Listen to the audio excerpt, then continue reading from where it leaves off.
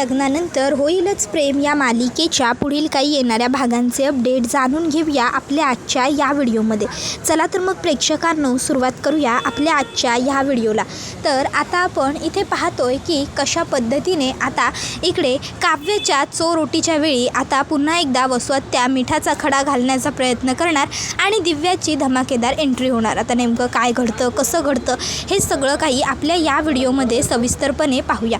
तर इकडे आता जो जीवा असतो त्याने नंदिनीबरोबर वाद घातलेला असतो. त्या दोघांमध्ये आता कडाक्याचं भांडण झालेलं असतं. जीवाला वाटत असतं की नंदिनीला स्वतःची काही काळजी नाही आहे, तिला काही फरकच पडत नाही. सतत आपलं काव्याला काय वाटेल, काव्याला त्रास होईल याचाच फक्त विचार करत राहते. स्वतःच्या बाबतीत जे काही घडतं या सर्व गोष्टींकडे या मुलीचं अजिबातच लक्ष नाही आहे. नुसतं म्हणजे सगळं वाऱ्यावरती सोडल्यासारखं वागते स्वतःच्या बाबतीमध्ये आणि मला हे बिलकुलच पसंत नाही आहे असा विचार आता जीवा करत असतो. जीवा विचार करतो की जाऊ दे, आता ना मला काही बोलायचंच नाही आहे, आता मी काही बोलणारच नाही आहे, जाऊ दे, जे व्हायचं असेल ते होईल, मी आत्ता लक्षच देणार नाही आहे. आणि तो आत्ता रागारागातच त्याचा बसलेला असतो. तर आता इकडे नंदिनी हिला खरं तर जीवाला समजावायचं असतं, पण आता नंदिनी विचार करते की नाही, नको, आत्ता मी जाऊन जीवांबरोबर बोलणं किंवा त्यांना समजावणं हे इतकं जास्त फायदेशीर ठरणार नाही. उलट आत्ता सध्या जीवा माझ्यावरती रागरागच करतील, चिडचिड करतील, त्यापेक्षा मी एक काम करते, मी नंतर थोड्या वेळाने त्यांच्याशी बोलते, थोड्या वेळाने त्यांना समजावून सांगते. आत्ता त्यांना समजावणं हे योग्य नसेल. तसंही आता काव्याच्या चोरोटीची तयारी करायची आहे, बरीचशी कामं बाकी आहेत, काव्यालासुद्धा तयार करायचं आहे, त्यामुळे मी इथे सध्या वेळ वाया घालवणं हे वर्थ नाही आहे. त्यानंतर मग नंदिनी काव्याकडे येते आणि काव्याला आता ती सुंदर छान तयार करते. काव्याला आता इतकं छान नंदिनीने तयार केलेलं असतं की काव्या म्हणत असते, ताई खरंच गं, तू किती सुंदर नाजूक तयार केलं मला. त्यावर नंदिनी म्हणत असते, काव्या, मी तुला नाजूक तयार केलेलं नाही आहे, रादर तू खरोखरच दिसायला सुंदर आहेस, नाजूक आहेस, त्यामुळे तू खूप गोड दिसतेस. आणि आता बाद झालं, स्वतःकडे अशी बघू नकोस, नाहीतर तुलाच तुझी दृष्ट लागेल. दृष्ट नको लागायला माझ्या बहिणीला कोणाचीही, असं म्हणत नंदिनी काव्याच्या कानामागे आता काजळाची टीट लावते आणि म्हणत असते, काव्या, खरंच आज तू खूप म्हणजे खूप गोड दिसतेस आणि आजचा दिवससुद्धा तुझ्या आयुष्यातला खूप सुंदर आणि छान दिवस आहे. त्याबरोबर काव्या म्हणते, ताई, अगं तुझ्याही आयुष्यात लवकरच येईल की असा सुंदर दिवस, आणि ताई, तुझ्या दिवशी ना मीच तुला नटवणार, हा, आज जसं तू मला नटवलं आहेस अगदी तसं. त्यावर नंदिनी म्हणते, हो नक्की. तर आता हे सगळं काही जीवा बघत असतो. खरं तर जीवाला नंदिनीचा राग येत असतो, कारण त्याला वाटत असतं की नवरा रागवला आहे हिच्यावरती, पण हिला काही फरक पडतच नाही आहे, हिला काही घेणं देणंच नाही आहे, ही मात्र मस्त निवांत आहे, ही मात्र इतरांबरोबर बोलती आहे काय, बहिणीला सजवती आहे काय. जाऊ देत, नंदिनीला ना कदाचित माझ्या असण्या नसल्याने आता काही फरकच पडत नाही आहे. मी एवढं हिला सपोर्ट करतो आहे, समजवतो आहे, पण हिला माझ्याबरोबर काही ऐकायचंच नाही आहे. एवढं काल हिला समजून सांगितलं, थोडा स्वतःचाही विचार कर, पण नाही, हिला फक्त एकट्या काव्याचाच विचार करायचा आहे, काव्याचं असं, काव्याचं तसं. अरे यार, कर ना, बहिणीचा विचार कर. ऑफकोर्स सगळेच करतात, मीही माझ्या दादाचा विचार करतो, युगचा विचार करतो, पण म्हणून मी असा तर वागत नाही ना. त्याबरोबर आता पार्थ हा वर्क फ्रॉम होम त्या दिवशी करणार असतो आणि तो आता फोनवरती बोलत असतो क्लायंटबरोबर एका, आणि फोनवर बोलतच पार्थ आता तिकडनं काव्याच्या म्हणजे त्याच्या रूममध्ये येतो. आता पार्थ काव्याला समोर बघतो आणि बघतच राहतो. काव्या खरोखरच खूप गोड सुंदर दिसत असते. मग पार्थ आता काव्याचं कौतुक करत म्हणतो, काव्या, खरंच तुम्ही खूपच जास्त गोड आणि सुंदर दिसताय, नखशिखांत सुंदर, म्हणजे काय सांगू, तुमचं सौंदर्य आहे ना अगदी आज काहीतरी औरच दिसतंय, काहीतरी वेगळं, काहीतरी छान, एक सुंदरता, एक तेज आलं आहे तुमच्या चेहऱ्यावर. आपल्या लग्नात जसं तुम्ही क्यूट दिसत होतात, गोड दिसत होतात ना, आजही अगदी तुम्ही तशाच क्यूट, गोड आणि एकदम भारी दिसताय. त्याबरोबर काव्या आता लाजते आणि म्हणते, खरंच का, इतकी गोड, इतकी सुंदर दिसते का मी, जितकं माझं कौतुक केलं जातं आहे. त्याबरोबर पार्थ आता काव्याच्या हनवटीवर हात लावतो आणि म्हणतो, येस, ऑफकोर्स, माझ्या बायकोला कोणाची दृष्ट नको लागायला.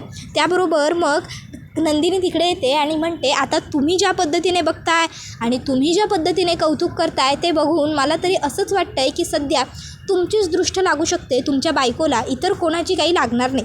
त्यानंतर मग ती दोघं हसायला लागतात. त्यानंतर मग नंदिनी म्हणते, पण पार्थ, हो तुमचं काय, जा तुम्हीसुद्धा छान आवरून वगैरे घ्या. काव्याची चोर ओटी भरण्याचा कार्यक्रम आहे आज. तुम्हीसुद्धा छान दिसायला हवं. जितकं बाळाच्या आईचं कौतुक होतं तितकंच तुमचंही व्हायला हवं. त्याबरोबर पार्थ म्हणतो, म्हणजे या फंक्शनमध्ये आम्ही असलो तरी काही हरकत नाही, आम्हाला हकलवणार नाही का? त्याबरोबर मग नंदिनी म्हणते, नाही हकलवणार, जा आवरून घ्या. मग पार्थ म्हणतो, ठीक आहे, मग मी पण तयार होतो. त्यानंतर मग इकडे मानिनी काकूंनी सगळी काही ओटी भरण्याची जी तयारी असते ती करून घेतलेली असते. ओटी भरण्यासाठी आता नंदिनीची आई आणि बऱ्याच म्हणजे ज्या जवळच्या बायका असतात त्यांच्यापैकी काही बायका आलेल्या असतात आणि नंदिनी आणि काव्याची मामीसुद्धा आलेली असते. आता वसुहत्या आणि नंदिनीची मामी ह्या दोघीजणी गप्पा मारत असतात. मग वसुहत्या म्हणत असते, अहो मी तर त्या धनंजय रावांना घरी सांगायला आलेलं ऐकलं होतं की नंदिनीच्या आधी त्या शारदाताईंची 2 मिसकॅरेज झालेली आहेत. बापरे, आता नंदिनीच्या आईच्या बाबतीतच असं झालं आहे, मग पुढे काय सांगता येत नाही. आता चोर ओटीचं काय हो, भरली काय तरी पण काय, म्हणजे असं काही बोलू नये, खरं तर कोणाच्या बाबतीत होऊही नाही, पण झालंच आहे ना. काहीतरी म्हणतात हे जेनेटिकली असतं, पुढे पण येत जाऊ शकतं. त्याबरोबर आता हे बोलणं काव्य ऐकते आणि काव्याला ह्या गोष्टीचा धक्का बसतो आणि त्यामुळे आता काव्याच्या मनात तो विचार फिरू लागतो आणि मग काव्या हिचं BP लो होतं की माझ्या बाबतीत जर असं काही झालं तर, माझ्या बाबतीत असं काही झालं तर, आणि काव्याला आता चक्कर येते. आता काव्या पडणार असते, पण तोपर्यंत जीवा तिकडे येतो आणि जीवा काव्याला सावरतो. आता जीवाने सुद्धा त्या दोघींचं हे सगळं बोलणं ऐकलेलं असतं. जीवाने काव्याला सावरल्याबरोबर घरातल्या सर्वच बायका तिकडे येतात आणि काव्याला अलगद त्या आतमध्ये घेऊन जातात. त्याबरोबर मग इकडे जीवा मोठ्याने वसुहत्यावर ओरडू लागतो, बडबडू लागतो आणि म्हणत असतो, वसुहत्या, कुठे काय बोलायचं, कुठे काय नाही बोलायचं, कुठे काय विचारायचं, कुठे काय नाही विचारायचं, याची अक्कल नाही आहे का तुला? आज आपल्या घरामध्ये एवढं मोठं फंक्शन आहे, एवढा चांगला कार्यक्रम आहे, ते सगळं सोडून तुला त्या शारदा काकूंच्या बद्दलचं नसतं कशाला काढून घ्यायचं आहे उखरून? जे घडून गेलं आहे त्यावरती चर्चा करण्यापेक्षा जो आनंद समोर आहे तो वाटण्यात तुला रसच नसतो ना कधी? घरात काही चांगलं फंक्शन घडतं आहे, घरात काही सुखासुखी होतं आहे तर त्यामध्ये सहभागी व्हायचं, पण नाही, तुला तर फक्त प्रत्येक वेळी घरातल्यांच्या आनंदावर विरजण टाकायचं असतं. तुला तर प्रत्येक वेळी फक्त म्हणजे घरात टेन्शनचं वातावरण कसं तयार होईल, वादाचा विषय कसा होईल, एवढंच बघायचं असतं. हो ना वसुहत्या, मला कळत नाही की तुला जरा शांत का बसवत नाही? तुझ्यासारखी अशी बाई ना मी आजपर्यंत माझ्या आयुष्यात पाहिलेली नाही आहे. विचित्र, विक्षिप्त, कळलं ना? त्याबरोबर वसुहत्या म्हणते, जीवा. त्यावर जीवा म्हणतो, मी बरोबर बोलतो आत्या, समजलं ना? काय गरज होती तुला हा सगळा विषय काव्याच्या समोर बरोबर काढायची? त्याबरोबर आता हे सगळं काही नंदिनी बघत असते आणि हे सगळं बघून नंदिनीला खूप बरं वाटतं. नंदिनी विचार करते, जीवा जरी माझ्याबरोबर रात्री भांडले असतील तरीसुद्धा आता खरोखर ते काव्याची किती काळजी करतायत. मग नंदिनीला छान वाटतं. त्यानंतर मग आता लगेच जीवा थोड्या वेळाने नंदिनीकडे येतो आणि तिची माफी मागत म्हणतो, नंदिनी सॉरी, मी मगाशी तुझ्यावर एवढं रागवायला नको होतं रात्री, मी चुकलो, रात्री मी तुला चुकीच्या पद्धतीने बोललो. नंदिनी म्हणते, इट्स ओके हो जीवा, काही हरकत नाही, नवरा बायकोंमध्ये एवढं तेवढं तर चालतंच ना. आता मग जेव्हा पार्थला काव्याची ही अवस्था वसुहत्यामुळे झाली आहे हे कळतं आणि वसुहत्या कुठल्या विषयावर चर्चा करत होती हे कळतं, तेव्हा पार्थ खूप जास्तच रागवतो आणि पार्थसुद्धा येतो आणि वसुहत्याला चांगलं खरं खोटं सुनावतो. तो म्हणत असतो, वसुहत्या, हे बघ, जर तुला घरात माझ्या बायकोच्या आनंदामध्ये आनंद मानायचा नसेल, तुला आमच्यात सहभागी व्हायचं नसेल ना, तर माझी काही हरकत नाही आहे की तू आमच्या आनंदात ये, तू आमच्या आनंदात ये. तू नाही आलीस ना तरीही आमचा आनंद आम्ही साजरा करणारच आहोत. तू निघून गेलीस ना तरच बरं होईल. उलट अगं, पहिले तर ती रम्या प्रत्येक वेळी खोडा घालायची सगळ्या गोष्टींमध्ये, प्रत्येक वेळी, आणि आता ती रम्या नाही तर तिची जागा तू चालवायचं ठरवलं आहेस का? गोड बोलून पाठीत खंजीर हुपसण्याची तुमची मायलेकींची सवय कधी जाणार आहे? हे बघ वसुहत्या, पुन्हा जर काव्याला त्रास होईल असं काही वागलीस ना तर याद राख, गाठ माझ्याशी आहे. आजपर्यंत तसंही तुमच्या खूप चुका आम्ही माफ केल्यात. आता हे सगळं काही बघून मग नंदिनी ही शॉक्टच होते. तर आता दुसऱ्या बाजूला विजय जो असतो तो काव्याकडे सरबत घेऊन येतो आणि तो तिला फोर्सफुली ते सरबत प्यायला देत असतो की सरबत पी, मग तुला बरं वाटेल. आता ही गोष्ट जीवा बघतो आणि जीवाला राग येतो. जीवा ही गोष्ट नंदिनीला दाखवतो. नंदिनी आता तिकडनं आतमध्ये जाते. तर दुसऱ्या बाजूला जीवा हा विजयला म्हणत जीवा हा पार्थला म्हणत असतो, जाऊ देत आता पार्थ दादा, हे बघ तू उगाचच्या उगाच रागवू नकोस. ऑलरेडी आपल्या घरामध्ये चांगला इव्हेंट आहे, फंक्शन आहे. उगाचच्या उगाच ह्या वसुहत्याच्या तोंडी लागून ना तू सगळा कार्यक्रम खराब करशील, सोडून देत. त्याबरोबर मग मानिनी काकूसुद्धा मध्यस्थी करतात आणि म्हणतात, पार्थ हे बघ जे झालं ते झालं, उगाचच्या उगाच आता विषय आणखीन वाढायला नको, वाद ताणला जायला नको. चला बास करा, पुरे झालं आता. आणि वसुताई तुम्हीसुद्धा आता ना जरा भान राखत जा, कुठे काय बोलायचं, कधी काय नाही बोलायचं, ह्या गोष्टी तुम्हालाही आता कळायला हव्या. आता काय तुमचं वय दिवसेंदिवस लहान नाही होत चाललं आहे, तर वाढत चाललं आहे. वाढत्या वयाबरोबर असं म्हणतात माणसाची अक्कलसुद्धा वाढत जाते, पण तुमची अक्कल वयाबरोबर वाढत जाण्याऐवजी वयाबरोबर कमीच होत चालली आहे असं मला तरी दिसते. तुम्हाला कळतं का तुम्ही कुठे, कधी आणि काय बोलता ते? हां, त्याबरोबर मग मात्र आता वसुहत्या ही मानिनीला म्हणते, मानिनी हे बघ तू. त्यावर मानिनी काकू म्हणतात, मी जास्त बोलत नाही आहे वसुताई, मी जे बोलते आहे ना ते बरोबरच बोलते आहे. कारण आत्तापर्यंत प्रत्येक वेळी मी तुम्हाला प्रत्येक गोष्टीसाठी सोडत गेली आहे, पण आता नाही, आता बासा. आज माझ्या घरात माझ्या सुनेची चोरोटी भरण्याचा कार्यक्रम आहे म्हणून मी गप्प बसते, नाहीतर खरंच मी आज सोडलं नसतं तुम्हाला. लक्षात ठेवा, आजच्यानंतर जर पुन्हा कधीही माझ्या सुनेच्या नादी लागलात ना तर गाठ माझ्याशी आहे, मी सोडणार नाही तुम्हाला. त्यानंतर मग आता लगेचच वसुहत्या हे एवढं सगळं बोलल्याच्या नंतर मग आता लगेच नाराज होते. तर दुसऱ्या बाजूला इकडे आता नंदिनी ही तिकडे जाते आणि विजयला म्हणते, ए काय चाललं आहे तुझं? काव्य सरबत नको म्हणते ना तुझ्याकडनं, मग का फोर्स करतो आहेस तिला? काही मिसळलं आहेस का तुझ्या सरबतात आणि म्हणून तिला प्यायला देतो आहेस का? त्यावर विजय म्हणतो, अगं तिच्यासाठी हेच चांगलं आहे. त्याबरोबर नंदिनी म्हणते, तुला तिच्या एवढ्या चांगल्या वाईटाचा विचार करण्याची काही गरज नाही आहे, आम्ही आहोत तिथे तिचं बघायला, कळलं ना? तू तुझ्या कामापुरतं काम ठेव. त्यानंतर मग चोरोटीचा कार्यक्रम करायला सुरुवात होणारच असते. इतक्यात त्या ठिकाणी दिव्या येते आणि दिव्या सर करतच तिकडे आलेली असते. आता चोरोटीच्या कार्यक्रमामध्ये दिव्या अचानक आलेली असते, त्यामुळे सगळ्याच बायका आता एकाएकी दिव्याकडे बघू लागतात. त्याबरोबर दिव्या म्हणत असते, सर अहो ऐका ना, तुमच्या ना मला ह्या इम्पॉर्टंट डॉक्युमेंट्सवरती सह्या हव्या होत्या. जर तुमचं अप्रूव्हल मिळालं नसतं तर मला ही फाईल पुढे घेऊन जाता आलीच नसती, म्हणून विचार केला की तुमची सही घ्यावी. मी तुम्हाला कॉल करत होते, बट तुम्ही फोन रिसीवच करत नव्हता. फोन रिसीव करत नव्हता म्हणून मेसेज टेक्स्ट केला, पण तरी तुम्ही रिप्लाय दिला नाही. मग शेवटी मला घरी यावं लागलं सर. त्याबरोबर पार्थ म्हणतो, सॉरी मिस दिव्या, ॲक्च्युली मी जरा फॅमिली फंक्शनमध्ये बिझी होतो, त्यामुळे मला रिप्लाय द्यायला वेळ नाही मिळाला. बरं इट्स ओके, कुठल्या फाईल्स आहेत, कशासाठी सह्या हव्या आहेत? त्यावर दिव्या म्हणते, सर अहो आपल्याला जे नवीन प्रपोजल पुढे पाठवायचं आहे, जी काही आपल्याला त्याच्यासाठी मटेरियल वगैरे खरेदी करायचे आहेत आपल्या नवीन कन्स्ट्रक्शन साईडवरती, तर त्यासाठीच बिलं पास करावी लागतील, त्यासाठी बजेट पास करावं लागेल, तर त्याकरता मला तुमच्या सह्या लागतील. पार्थ आता तिला सह्या देत असतो. इतक्यात मानिनी काकू तिकडे येतात आणि म्हणतात, हे काम आजच्या आज होणं एवढं महत्त्वाचं होतं का? आज घरामध्ये कार्यक्रम आहे, कमीत कमी आजचे दिवस तरी मी कामात आहे, काहीही इंटरफेअर करणार नाही आहे, आज मी सुट्टीवर आहे, असं तुला सांगता आलं नव्हतं का पार्थ? तुला माहिती आहे ना हा कार्यक्रम फक्त घरच्या बायकांपुरतं असतो म्हणून. मग तरीही तू ह्या मुलीला कशाला बोलावलंस इथे? काय गरज होती तुला इथे हिला बोलावण्याची? सांगायचं होतंस ना सक्तपणे की आज मला काम करायचं नाही आहे म्हणून. पण नाही, तसं कसं? ही मुलगी आली उगाचच्या उगाच, आता सगळ्या कार्यक्रमांचा इस्कोट झाला. काही गरज नव्हती बाहेरच्या लोकांनी येण्याची. पार्थले जोपर्यंत चोरोटी भरली जात नाही ना मुलीची, तोपर्यंत बाहेरच्या लोकांच्या कानावर अशी गोष्ट घालायची नसते. आणि तू तर मला तर ना बाई खूप राग आलेला आहे पार्थ तुझा. तुला अक्कल नावाचा ना प्रकारच नाही आहे. मोठा आहेस, समजूतदार आहेस, समंजस आहेस, म्हणून नेहमी तुझं कौतुक करावं, तर तू आता हा असा वेड्यासारखा वागायला लागला आहेस का? तुला सांगता आलं नव्हतं का या मुलीला की आज घरी यायचं नाही म्हणून? आणि तुझं नाव काय? दिव्या. तू ना उठसूट घरी कशीच थेट निघून येतेस गं? हे बघ लक्षात ठेव, ऑफिसमधली कामं आहे ना ऑफिसमध्येच पूर्ण करायची. हे असं मनात आलं की घरी निघून यायचं, मनात आलं की ऑफिसमध्ये कामं करायची, हे असं सगळं नाही चालणार. इकडे पुन्हा तू येता कामा नाही, कळलं ना? त्याबरोबर मग आता लगेचच दिव्या ही पार्थकडे बघू लागते. आता पार्थकडे तिने बघितल्यावर मग लगेचच मानिनी काकू म्हणते, तू त्याच्याकडे बघू नकोस, मी तुझ्याशी बोलते ना. काय सांगितलं मी तुला, कळलं नाही का? ऑफिसमधली कामं आहेत ना ऑफिसमध्ये करायची, ऑफिसमधली कामं घरी करायची नाही. ऑफिसपुरतं मर्यादित ठेवलं जातं आमच्याकडे.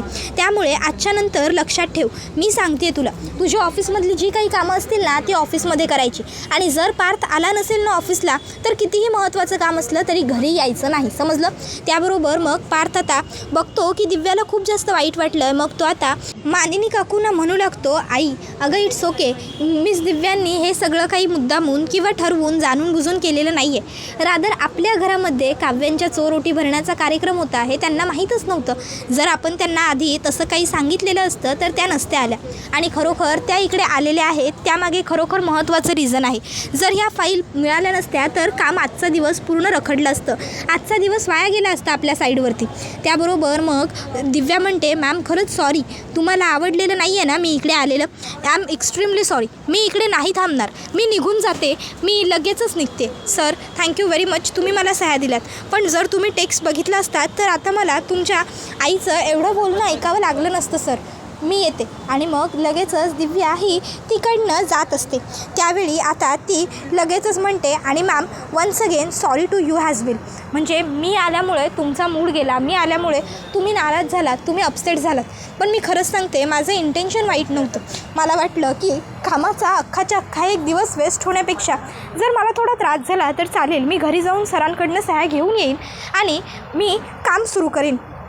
तर इकडे आता पार्थ हा मानिनी काकूंना म्हणतो, आई अगं जाऊ देत ना, हे बघ त्यांनी हे सगळं मुद्दामून नाही ना केलं आहे, उलट मे बी तूच नेहमी म्हणतेस ना देवाच्या मनात जे असतं तेच घडतं म्हणून, मग देवाच्या मनात असेल की मिस दिव्यांनीसुद्धा काव्याच्या चोरोटीच्या कार्यक्रमाला असावं म्हणून कदाचित त्या या कार्यक्रमापर्यंत पोहोचलेल्या असतील.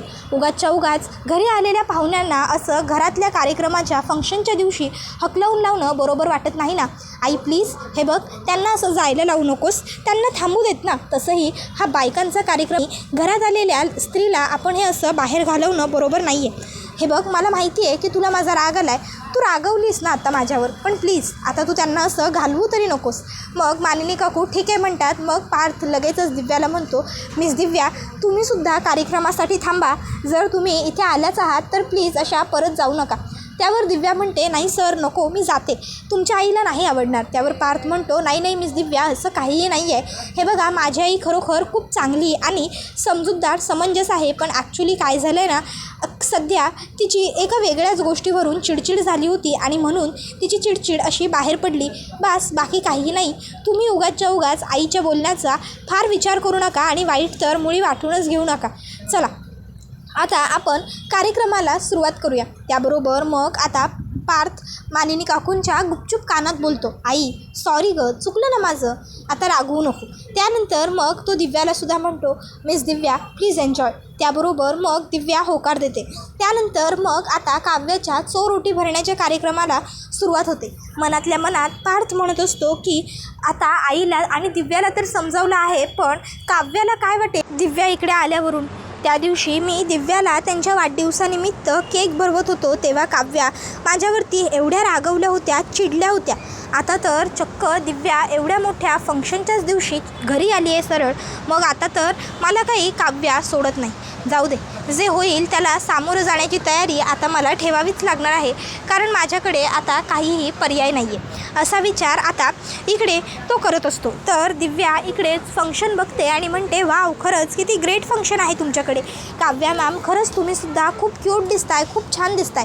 त्याबरोबर काव्या थँक्यू सो मच असं म्हणते. त्यानंतर मग आता पुढे कार्यक्रमाला सुरुवात होते आणि काव्याच्या चोरटीचा कार्यक्रम सुरू होतो. त्याबरोबर काव्याचं सगळेच जण कौतुक करत असतात, ती खूप गोड दिसत असते, खूप सुंदर दिसत असते असं सगळेजण म्हणत असतात. मग आता मानिनी काकूंना हे सगळं बघून खूप छान वाटत असतं.